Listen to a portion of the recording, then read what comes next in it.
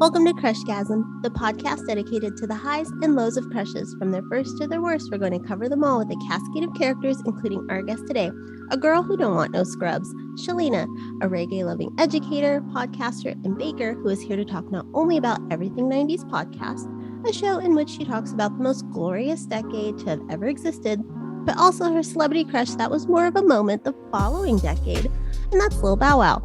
Shaleena, how are you? I'm doing well. Thank you for having me.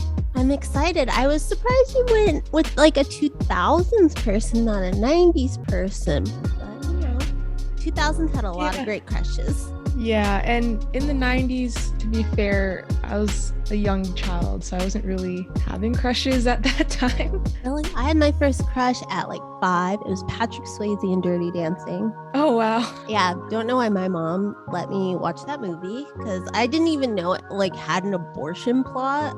Like, because why would I know what that is at 5? But so, yeah, it's wild.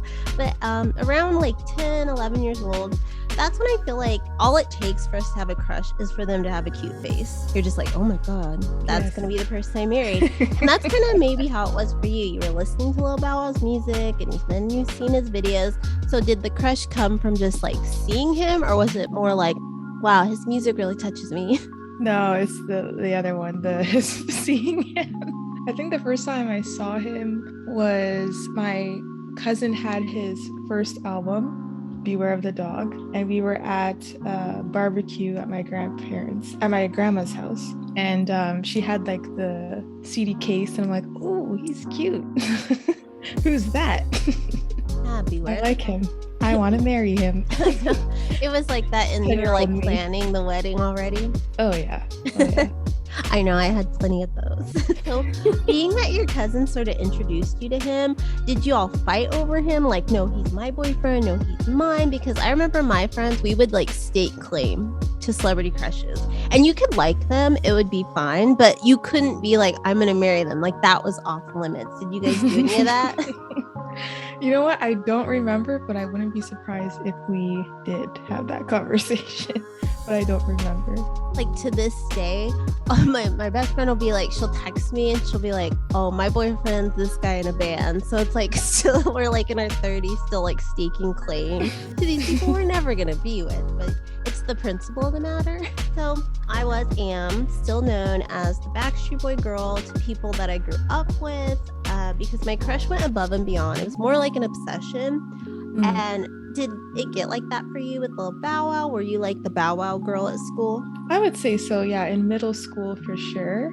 Especially like after I got to meet him in person. I tell that story on my podcast, on the Everything 90s podcast. It was during the Scream tour. He came to, I think it was him, B2K, and IMX. They came to Toronto, and my sisters, my mom, and her friend, and my dad, we went, and we were lining up outside. Back then it was called the Air Canada Centre, but now it's called the Scotia Bank Arena. And this guy comes up to us and is like, hey, do you want to meet Bow Wow? And we're like, yes, sure. It's like, okay, yeah, follow me.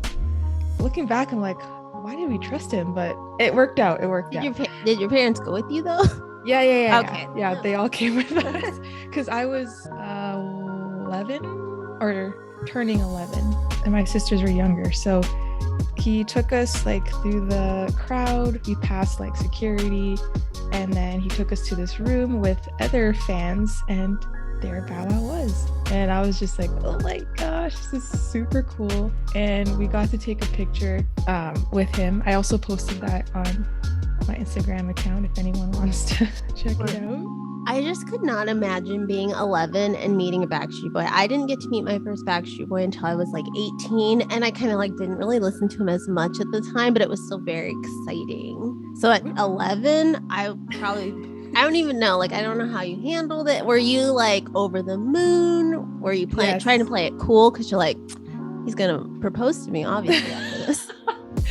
Yeah, I think I tried to keep it cool, but in the photo you could see like my grin, my smile is like over the top, like, and my eyes are so wide. So you're in your head, you were like, I am Beyonce right now, but in the photo, it's clear now. Yeah. No, I was gonna say, I think since that incident, like my crush on him and like my obsession with him, like just grew from that. Because I'm like, yeah, I met him, so it's possible we can meet again, and then we'll probably get married. So yeah. Was he really nice? Like, how was he? I think you know what? I don't remember. I don't even know if he said anything. He probably said hello, but like in the picture, like he had his arms around us, which is really nice. Like he wasn't standoffish or anything. Not like those Avril Lavigne meet and greets we've seen in recent years, where it's very awkward. Oh no, I haven't. They're like, she's just kind of stands there really weird. They're like a foot away from her, and it wasn't even like COVID times. Oh, well, you know what? To be fair, celebrities, they're humans. They have their boundaries, and I don't think it's fair for us to feel entitled to a hug or a picture. I don't know, if I pay that much for a meet and greet, I'm getting the arm around me. The Backstreet Boys, if in their Vegas shows, they have a residency, it's a pretty penny for their meet and greets. I've done it twice. Don't know why I had to do it twice, but I did it twice. And they actually, I think because the Backstreet Boys have been around almost 30 years now, they kind of know you have your favorites, and they actually allow you to kind of move them around if you want to like be by your favorites and stuff. You have like seconds though, so while you're in line you can kind of be like, all right, Nick's by Howie, I don't want to be by Howie, ugh god no. So you can like gauge what other people are doing, so they make it worth it for your split second. Is Nick your favorite? Nick and AJ, I go back. Nick's like my heart. He's my first favorite, but over the years, after his like reality show with his wife, I kind of was like, oh, thank God the fantasy didn't come true, because like he's like a grown child, and no. So AJ's like my favorite now, but Nick's always in my heart because AJ's also got the voice of the group. Oh yeah, he has the vocals. Yeah, definitely a good singer. Nick's kind of like Nick could sing, actually. Like, he's good. I know he was on The Masked Singer. I don't know if you watched that episode. I hate The Masked Singer, but yeah. Okay, I don't watch it regularly, but I saw like a YouTube clip of Nick's performances, and I'm like, wow, I have never heard you sing like that when you were in the Backstreet Boys. You have an amazing voice. He's hiding it. Is there still like a little Bow Wow album from back in the day that makes you feel all warm and tingly inside immediately because it like, takes you back to that time and place? You know what? I actually have them here now. So let me look. I only have 4 because after his Wanted album, which was 2005, I think, or 3 or 4, I kind of like didn't pay any more attention. So yeah, this is the one with Sierra on it. Okay, so the Wanted album takes me back to high school, like early high school, and the Thank You album, which is his second one, takes me back to middle school. I think as an adult now, I don't know if any of these songs are like, I don't know how I would how I would relate to them now. I haven't listened to these albums in years. If he announced like a tour, and he was just gonna do Beware the Dog, Doggy Bag, and Unleash, would you be like, call your cousins and be like, hey, we gotta go? I don't know. I feel like I've probably kind of outgrown him. Possibly, just for the nostalgia. Yeah. The tickets were fairly priced. Yeah. It's not a Backstreet Boy ticket. If they were like $20 on Gold Star, one of those cheap ticket sites. So I remember like, I think in the last recent years, I think it was like B2K maybe. They call it like the Millennium Tour or something. They went on tour, and there were girls like, because Backstreet Boys and NSYNC were huge, but like, and they were huge for certain people in my grade. But I didn't remember like B2K and everything being as widely popular, and I did go to a very diverse school. But then I saw all these girls from high school like flipping out that B2K was like going back on tour, and I was like, where were you guys when we were little? We could have like boy band bonded. Yeah, I really loved B2K as a preteen, early teens. I guess, when did they come out? 2002, I think they came out. Yeah, middle school. I love them. Yeah, them and like Immature IMX. There was a girl in my elementary school who would go see them a lot, and I was like always so jealous because I'd see them in my magazines, but like we lived in this little desert town 2 hours from LA, and my mom was like not taking me to anything. She'd be like, tickets are like thousands of dollars, and then looking back I'm like, no, they were not. Yes, I feel we can't go further without talking, because Lil Bow Wow didn't just do music, he did amazing movies. Were you in the theater the first week like Mike dropped? I'm not sure if I was in the theaters when it first dropped out, but I saw it twice in the theaters. Wow, that's hardcore for like Mike. I know. You might have been the only person to double dip into that in theaters. Oh man. Yeah, it was, I can't remember who I was with the first time, but the second time I went with one of my cousins, older cousins. Was she one of the cousins that had the CD at the barbecue? No, she's a different cousin on a different side of the family. She's older. She's Bow Wow's age. So she also had a crush on him. Were you like, oh my God, she can get to him. She's his age. Oh no. I wouldn't be surprised if I had those thoughts, probably. You're plotting against her. Yeah.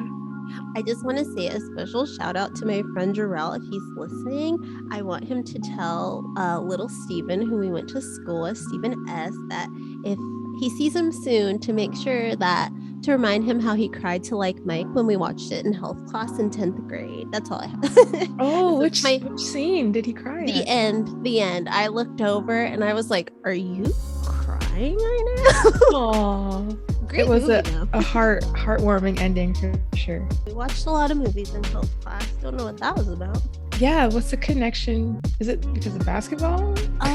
It was I think might have been like end of the year, we're done. No more health to learn. So Miss Miller just was like, here's like Mike.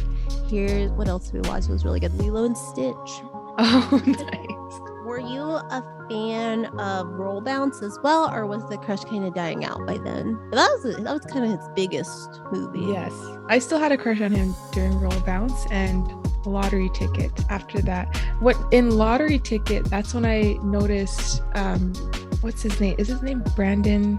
His co-star in that one. He was also in Big Mama's House. Yes, his first name is Brandon, I believe. Brandon something T or something. Lottery Ticket is so good. I think it's very underrated. I feel like everyone needs to see this movie.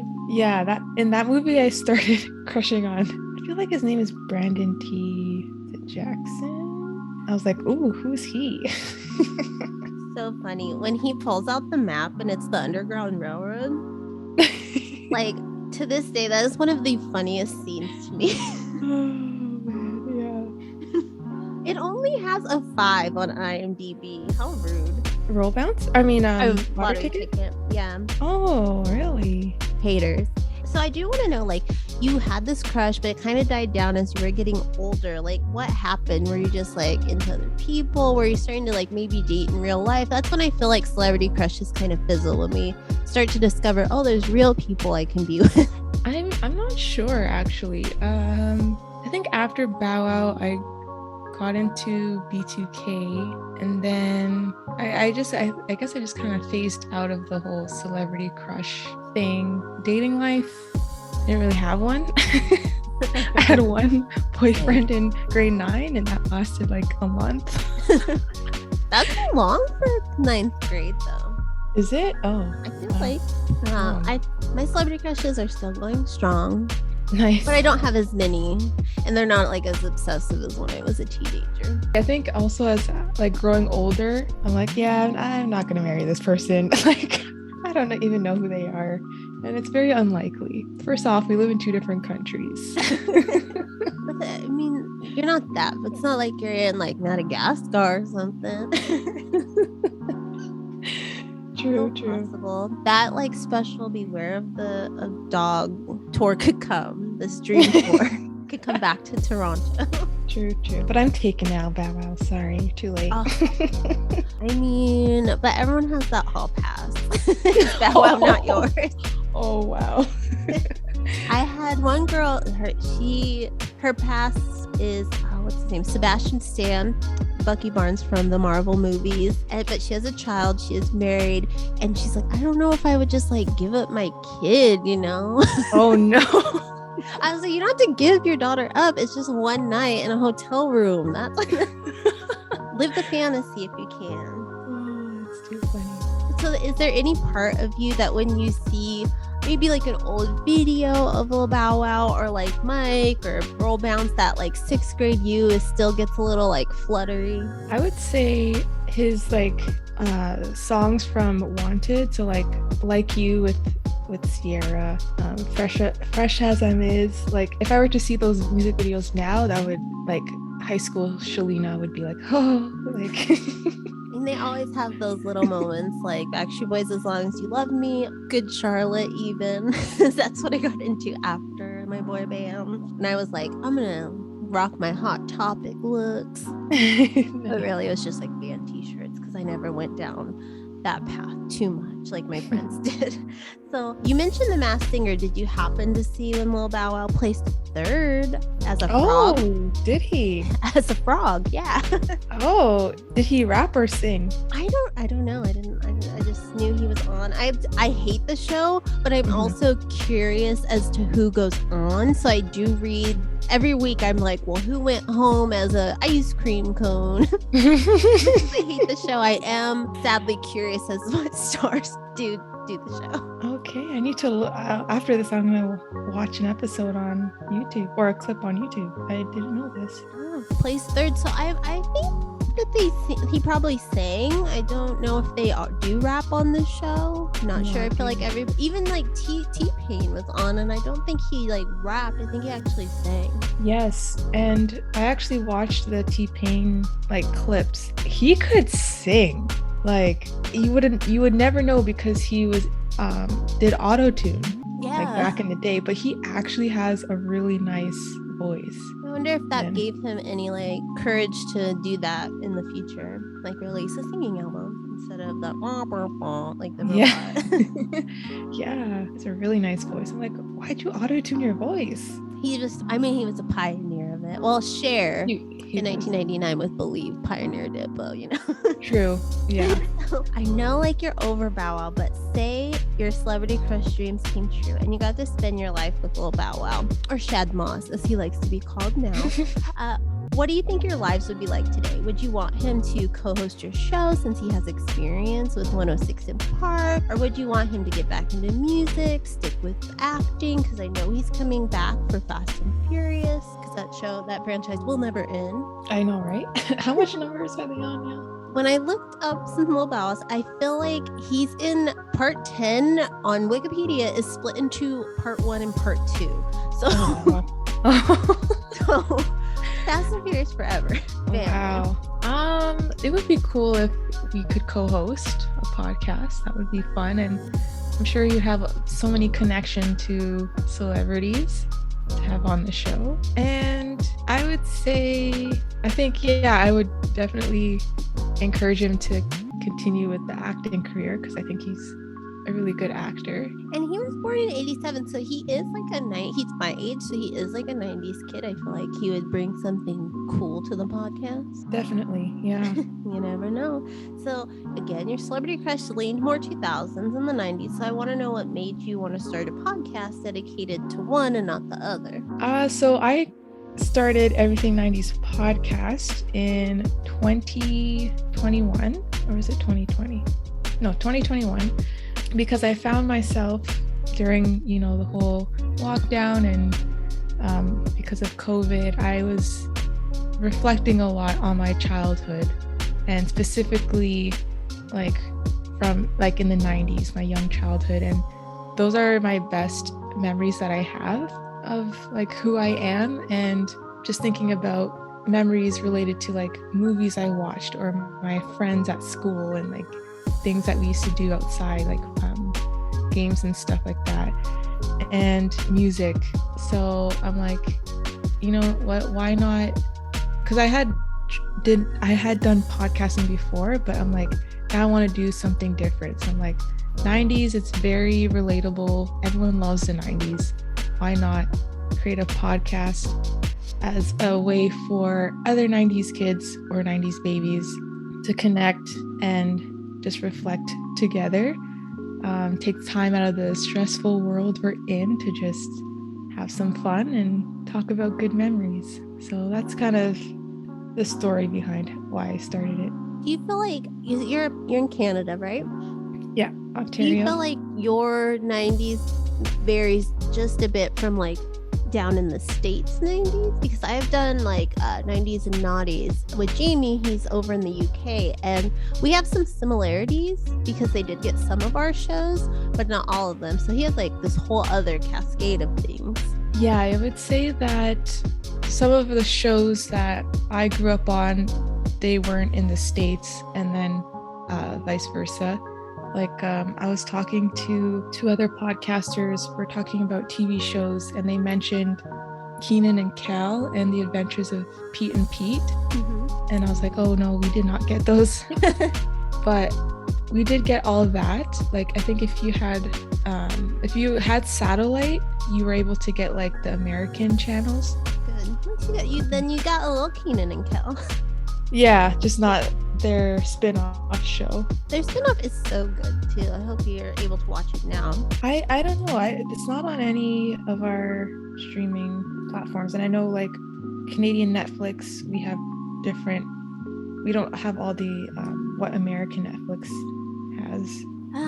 That's so weird to me. Yeah, it depends on the country you're in on what Netflix. Like American Netflix has a lot of like Korean dramas. Oh. Yeah. I'm always like, why? But I mean, it's big. I got sucked into one that was on TV. They were like trying to find this cat. She was a lawyer. I was like, there was no subtitles. I was just going off facial expressions and the music. It was enthralling. We always hear about like millennials being the generation that bridged the gap between a pre and post-internet world. But do you think that getting online helped or hurt pop culture in the grand scheme of things? I feel like the internet, the positive is that it sort of preserved and like recorded pop culture from the 90s and like early 2000s. Like we have like a reference point. I don't know if that makes sense, but like if someone now, like a kid now, would be like, oh, I wonder like what the 90s was like. There's so much stuff online that they could just search and be like, oh, okay, this is like a VHS player. This is what it looks like. A Walkman, yeah. So I think the internet has done a good job at capturing like what it was like to be in the 90s. But I feel like, I'm not sure if I'm right or wrong, but in terms of music sales with artists today, I feel like it's not as much as music sales back in the 90s and 80s and stuff, because that's when people actually bought physical copies of their work. But now like it's all about streaming. I don't know if it translates. You can't even like really find CDs. Like I was like, well, I want like this CD for the car because my phone's not a smartest phone. And it's like all they have are like vinyls. I'm like, I can't be spinning this in the car. Like, and I don't collect those or anything. Like, I'm not a cool hipster. So I wish they would make a little more CDs because some of us are older and can't be streaming all the time. Gotta be connected to Wi-Fi. Being in the 2000s though, you got this really fun thing going on with Everything 90s podcast, writing down the categories because you do like TV theme songs, everything. I'd say the only thing the 2000s had on the 90s was like the rom-coms. How do you feel? And that's one of my categories actually. Yeah, like how do you feel about, on a personal level, about all these verses? Are you thinking the 90s are better and everything, or? So my role in this series that I'm doing, I'm the host, and it's up to the listeners to vote on which decade they think won the battle. I haven't done the recording yet for the rom-coms, but I personally prefer early 2000s rom-coms, and that's probably because like that's when I was kind of old enough to watch start to watch those movies. So I have more of a connection to the rom-coms in the 2000s versus the 90s. And I feel like they're more diverse than rom-coms in the 90s. Oh yeah, they only had Tom Hanks and Meg Ryan. That's all that was in them. They were like in 17 together. Which, I mean, Kate Hudson was like in a lot too, in the 2000s. Oh yeah, Sandra Bullock too. But I have my husband's friend hates Sandra Bullock for some reason. I don't know why. I don't know why Steve hates her so much, but he does. Oh no. But I want to see The Lost City because Channing Tatum's in it. She's a great actress. The Lake House, aka Speed 3, so good. Yeah. So you also cover music, TV shows, movies, and one movie you did that caught my eye was Bebe's Kids. Doesn't get enough love. And I feel like only my Black friends growing up and today know that movie. Was that kind of the case with you? Yes. So interesting. So back in February, I did a movie challenge on Instagram, but the theme was Black film from the 90s. And usually when I do music challenges or movie challenges, like I get a lot of participation. But for some reason, for the Black film music challenge, like I didn't get a lot of participation, and I'm guessing it's because a majority of my followers don't know a lot of Black films. And to be fair, like I didn't know a lot of Black 90s films, and I feel like since the 90s there's been more Black films, but I was like, okay, this is interesting. I want to dive deeper more into this. And like shed more light, use my podcast to highlight more Black films. Yeah, and it goes into people always talk about Black famous and Black Hollywood versus like universally famous, because I feel like when you break it down, you have like everybody knows Friends. Mm-hmm. Everybody knows Friends. They know, you say Pivot, they know what that means. But then you talk about Living Single, which came out first and is better. People don't know that as much if they're not Black, or even my Hispanic and Asian friends know Living Single. And I did this piece for Cosplay Central in February about like Black-centric pop culture and characters and how the cosplayers don't do them maybe as much because they won't be as noticeable. Like if you did like Ice Cube from Friday, maybe a lot of people aren't going to know who you are because they're just like, ooh, what is that movie? So I want to know, why do you think like white-centric things are considered more universal in regards in pop culture? I think it's just, not to get deep and dark, but I think it just stems back to colonialism, white supremacy, the way that how North America was stolen and taken over by Europeans. They're just going to push their own people, their own art. Yeah, I think it's crazy. It's like they also get more funding. Exactly. And they own all these big name companies, and they have more access. And I feel like when Disney puts out something with somebody that's not white, they think like they pat themselves on the back. Like, oh look, we did the Princess and the Frog, but she's like she's only a Black woman for like 5 seconds and then she's a frog. Oh. Yeah, I did not like that movie at all. It was good. But I love the lightning bug thing, the little light bug, right? More than anything. Yeah. His story was way more compelling because don't tell me you're going to give me my Black princess finally, and then she's frog. Exactly. Yeah, I remember when I watched it, I'm just like, oh, she's not even a princess. Like, she's a frog, yeah, and she's a servant. Yeah, I think of that scene in the first Power Ranger movie where the Black Ranger's like, I'm a frog. Like all bummed. That's his freaking Zord is frog. Oh, I think that's how all Black girls thought when they saw Princess Tiana. I'm a frog. So got a little bit serious, but I do want to end with some fun. So we're gonna play a speed round, and it's all about the 90s. Oh, okay. So best teen movie character. Ooh, the first person that comes to mind, I don't know, I'm thinking about the Babysitter's Club. That's a teen movie. They were Christy was turning 13. I don't know if she counts because she's not, I don't even know if she's in any other movies. Oh, maybe I'll say Rachel Lee. So in All That. I mean, she's All That. Yeah. Laney Boggs. The worst song from the 90s. Okay, I have an image of this music video of young men dressed up in monkeys. Does that ring a bell? You and me, baby, ain't nothing but mammals. That one. Oh, okay, yeah. Yeah. Your favorite after school treat? I liked Twinkies and Dunkaroos. Dunkaroos has had a renaissance lately. They like play on that nostalgia. They are like, we are back. Okay. Yep. And I did have to get it. They were fine. I was like, this is just like white frosting. They're good, but and like at our Walmart and stuff, they have like, you can get Dunkaroo pancake mix, Dunkaroo cookie mix, frosted. You could just buy a thing of the frosting if you want to make a cake. It's crazy. They went a little too far. Wow.